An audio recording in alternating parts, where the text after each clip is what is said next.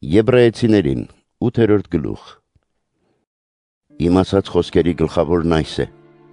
այնպիսի քահանայապետ ունենք, որ նստեց երկնքում մեծության աթոռի աջ կողմում, որպես պաշտոնյա սրբարանի և ճշմարիտ խորանի, որ Տերը կանգնեցրեց և ոչ թե մարդը։ Ամեն մի քահանայապետ զոհեր և պատարակներ մատուցելու համար է կարգված, ուստի պետք է նա էլ մի բան ունենա, որ մատուցի։ Քանզի եթե նա երկրի վրա լիներ, թերևս քահանա չլիներ իսկ, քանի որ կան քահանաներ, որ պատարակ են մատուցում ըստ օրենքի։ Նրանց սպասավորությունը երկնավոր բաների նմանությունն ու ստվերն է միայն, ինչպես որ Մովսեսին հրամայվեց, երբ նա պիտի կանգնեցներ վկայության խորանը։ Տես ասում է. ամեն ինչ կանես ըստ այն օրինակի, որ ցույց տրվեց քեզ լեռան վրա։ Բայց արդ Հիսուսն ավելի բարձր սպասավորության հասավ, քանի որ միջնորդ է առավել լավ ուխտի, ուխտ, որ լավագույն խոստումների վրա հիմնվեց։ Եթե առաջինն անթերի լիներ, ապա երկրորդի համար տեղ չէր փնտրվի։ Եվ ահա մեղադրում է նրանց և ասում.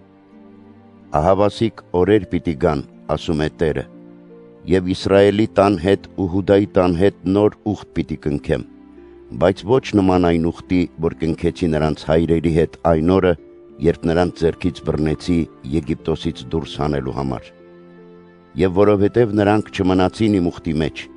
ես էլ անտարբեր եղա նրանց հանդեպ, ասում է ամենակալ Տերը։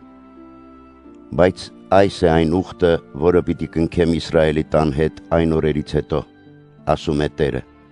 Իմ օրենքները պիտի դնեմ նրանց մտքի մեջ, և նրանց սրտում պիտի գրեմ դրանք։ Ես նրանց համար Աստված պիտի լինեմ, և նրանք ինձ ժողովուրդ պիտի լինեն։ Եվ յուրաքանչյուրն այլևս չպիտի ուսուցանի իր համաքաղաքացուն, ոչ էլ յուրաքանչյուրն իր եղբորը ասելով ճանաչիր Տիրոջը, որովհետև ինձ բոլորը պիտի ճանաչեն,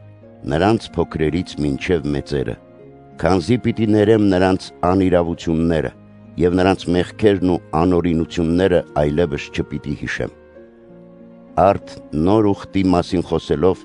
նա հին դարձրեց առաջինը, իսկ այն, ինչ հնանում է ու ծերանում, մոտ է անհետանալու։